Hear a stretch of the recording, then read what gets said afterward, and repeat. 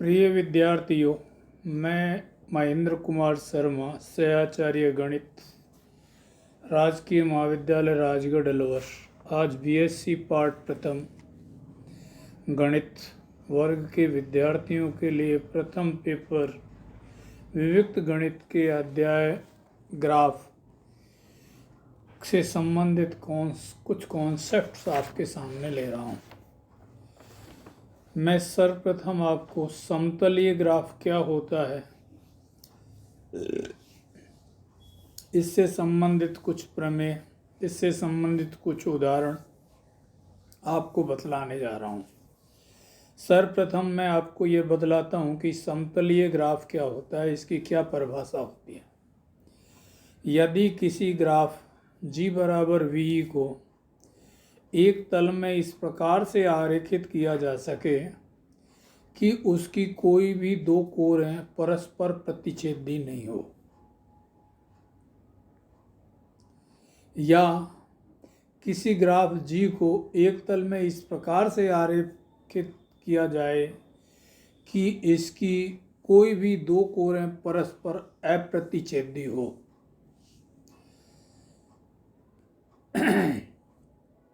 तो ऐसे ग्राफों को हम समतलीय ग्राफ कहते हैं। विद्यार्थियों, स्लाइड में आपको ग्राफ ए नज़र आ रहा है, जिसको ग्राफ ए के द्वारा व्यक्त किया गया है। इस ग्राफ के हमने दो ग्राफ बी और सी आपको दर्शाए। ग्राफ ए में अगर आप देखेंगे तो इसमें दो कोरें E9 और E11 एवं E10 और E11 ये प्रतिच्छेदी कोर हैं, लेकिन इनके वैकल्पिक दो ग्राफ अप्रतिच्छेदी कोरों के रूप में स्लाइड में आपको बी और सी के द्वारा दर्शाए गए हैं। देखिए, बी में भी कोई भी दो कोर प्रतिच्छेद नहीं कर रही है और सी में भी कोई भी दो कोर प्रतिच्छेद नहीं कर रही है, अर्थात बी और सी दोनों में अप्रतिच्छेदी कोरें हैं। और जिन ग्राफों में ऐसी अप्रतिच्छेदी कोरें मिलती है उन्हें अंतः स्थापन कहते हैं। अब हम आपको ग्राफ समतलीय ग्राफ से संबंधित एक प्रमेय आपको बतलाने जा रहा हूँ, जिसमें हम आपको बतला रहे हैं कोई पूर्ण द्विखंडी ग्राफ के 3 असमतलीय है। के 3 से तात्पर्य है कि उसमें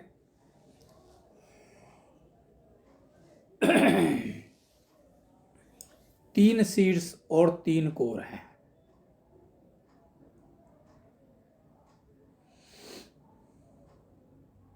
और ये जो ग्राफ होता है ये असमतलीय होता है, क्योंकि इसमें जो कोरें होती है वो एक दूसरे को प्रतिच्छेद करती है। इसी तरीके से एक प्रमेय और आपके सामने मैं आपको असाइनमेंट के रूप में दे रहा हूँ। 5 शीर्षों पर पूर्ण ग्राफ K5 असमतलीय ग्राफ होता है। तो ये दो प्रमेय आपके लिए होम असाइनमेंट के रूप में दी गई है। इसके आगे मैं आपको क्षेत्र रीजन के बारे में आपको बतलाता हूँ। समतलीय ग्राफ का आरेख समतल को अनेक क्षेत्रों में विभाजित करता है। समतलीय ग्राफ का जो आरेख होता है वो जो समतल होता है उसको अनेक क्षेत्रों में विभाजित करता है, और इन क्षेत्रों को हम पार्श्व, फलक या जालाक्षी कहते हैं। इससे संबंधित एक प्रमेय हम आपको बतला रहे हैं। प्रमेय इस तरीके से है, यदि G एक संबद्ध समतलीय ग्राफ है जिसमें n शीर्ष, E कोरें तथा R क्षेत्र है, तब n minus E plus R बराबर 2 होता है। इस प्रमेय को प्रमाणित करने के लिए हम आपके सामने आयलर प्रमेय का भी विचार रखेंगे। प्रमेय का प्रमाण इस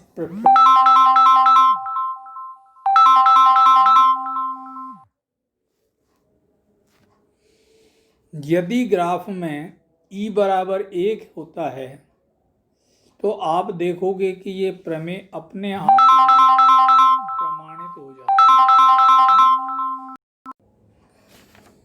तो विद्यार्थियों, ये क्षेत्र से संबंधित एक प्रमेय जो आपके सामने अभी मैंने आपको रीड आउट की थी कि G एक संबंध समतलीय ग्राफ है जिसमें n शीर्ष E कोर तथा R क्षेत्र है, तब n minus E plus R बराबर 2 होता है।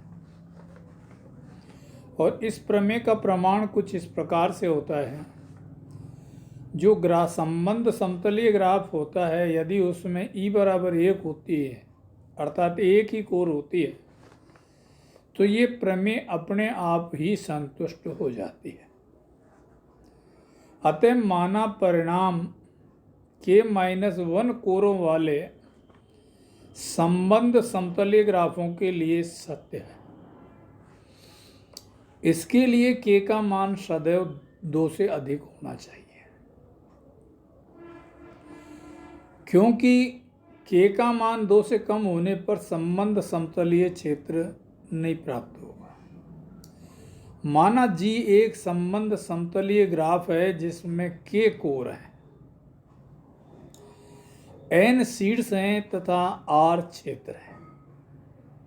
यदि G में किसी शीर्ष की कोटि 1 है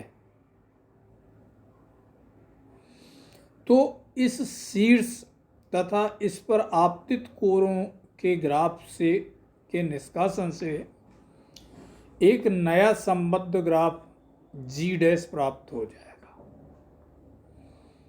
एक कोर को हमने यहाँ पर निष्कासित कर दी तो अपने पास में वहाँ पर k माइनस 1 कोरें शामिल, k माइनस 1 कोर। और यदि पुनः हम उस कोर को वहीं पर ग्राफ में रख देते हैं, उस स्थिति में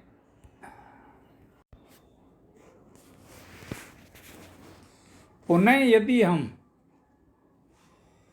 उस कोर को निष्कासित जो कोर है उसको सम्मिलित कर देते हैं तो शीर्षों की संख्या में तथा कोरों की संख्या में 1 की वृद्धि हो जाएगी, परंतु जो क्षेत्र है वो उतने ही रहेंगे जितने अपन को दिए हैं। अतः परिणाम ग्राफ जो G के लिए ये प्रमेय सत्य होगी जिसमें k माइनस 1 कोरें उपस्थित हैं। अब हम पुनः G में एक कोटि का कोई भी शीर्ष नहीं है। ये तो उस स्थिति है जब G में शीर्ष की कोटि 1 है, और जब G में शीर्ष की कोटि 1 नहीं है तब G में किसी परिमित क्षेत्र की परिसीमा में से किसी कोर के निष्कासन से हमको एक संबद्ध ग्राफ G डैश प्राप्त हो जाएगा। अतः परिणाम G डैश के लिए सत्य होगा। अब निष्कासित कोर को G डैश में पुनः सम्मिलित कर दें तो कोरों की संख्या में 1 की और क्षेत्रों की संख्या में भी 1 की वृद्धि हो जाएगी, परंतु शीर्षों की संख्या उतनी ही बनी रहेगी। परिणाम ग्राफ के लिए पुनः सत्य हो गया। अतः समतलीय ग्राफ के लिए, प्रत्येक समतलीय ग्राफ के लिए ये सत्य होती है। इसी तरीके की एक प्रमेय और भी है यहाँ पर, जो इस प्रकार से है। यदि G एक सरल संबद्ध समतलीय ग्राफ है जिसमें n सीड्स E कोर हैं, E 2 से अधिक है, तब E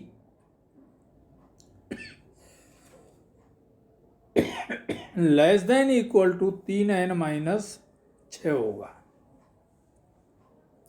माना G एक सरल संबद्ध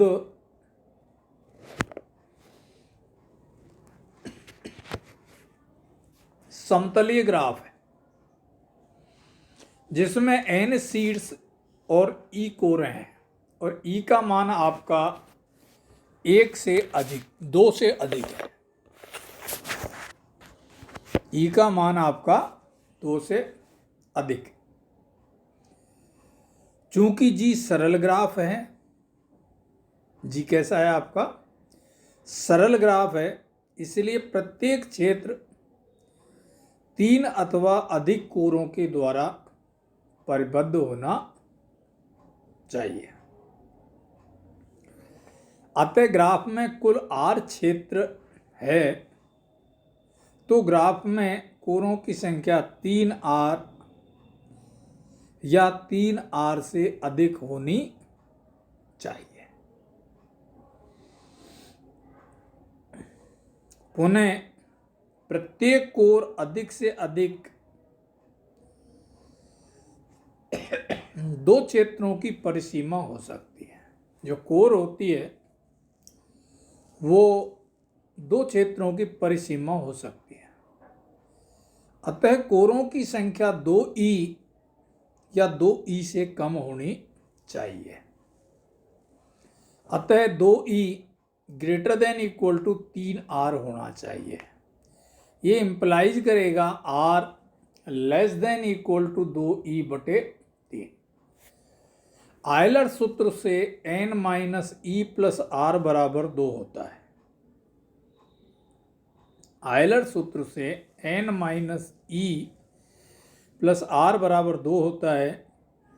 ऊपर वाले असमीका को यहाँ पे काम में लेने पर n-E और R की value 2E/3 plus 2E/3 greater than equal to 2 हो जाएगा। यहाँ से आपके पास में E का मान 3n-6 से अधिक आएगा। तो ये आपके पास में प्रमेय का प्रमाण मिल जाता है। अन्य प्रमेय भी इससे संबंधित आपको पुस्तक में दी हुई है। अब हम आपको विद्यार्थियों दिष्ट ग्राफ के बारे में बतलाते हैं। देखिए विद्यार्थियों, ग्राफ के बारे में आपने अध्ययन कर लिया। अब हम आपको ग्राफ की दिष्ट प्रवृत्ति, जिसमें दिशा का ज्ञान, मिलेगा। अभी तक जो हमने अध्ययन किया ग्राफ में, उसमें हमको ये पता नहीं लगता था कि कोर कहाँ से प्रारंभ हो रही है, किस सीट से प्रारंभ होती है और किस सीट्स पर समाप्त होती है। मतलब कोर के प्रारंभिक सीट्स का और अंत सीट्स का कोई पता नहीं लगता था। तो सर्वप्रथम तो हम आपको दिष्ट ग्राफ की परिभाषा बतलाएं। तो ग्राफ जब लगा हुआ है तो VE तो वहां पर होगी। तो कोई भी संरचना आपकी D बराबर VE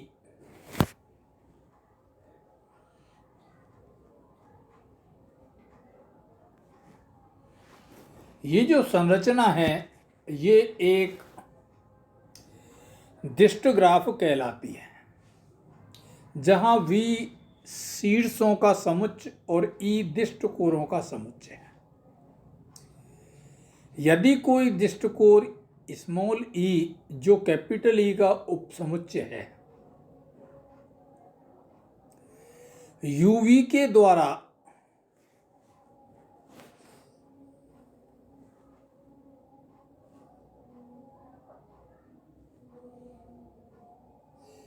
के द्वारा निरूपित करते हैं तो यह शीर्ष U से प्रारंभ होकर V पर समाप्त होती है, जैसा कि आप चित्र में देख रहे हैं। क्योंकि तीर का चिन्ह देखने पर हमको ये बिल्कुल स्पष्ट हो जाता है कि कोर U से प्रारंभ हो रही है और V पर जाके समाप्त हो रही है।